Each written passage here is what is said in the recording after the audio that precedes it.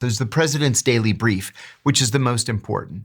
I covered Iraq the entire time that I was in Analyst, from well before most Americans had ever heard of Iraq. I was told actually that it was a training account because nothing ever happened there, nothing ever changed, and then Iraq invaded Kuwait. The next day, I got to the office early.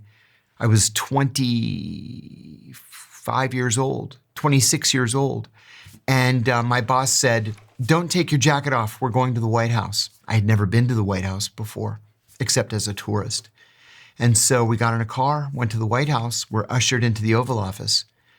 It's the president, the vice president, the national security advisor, the director of the CIA, my boss, and me.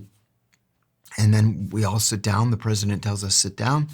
We sit down and the president says, "Well, now what do we do?" And everybody turns and looks at me. And it took me a second.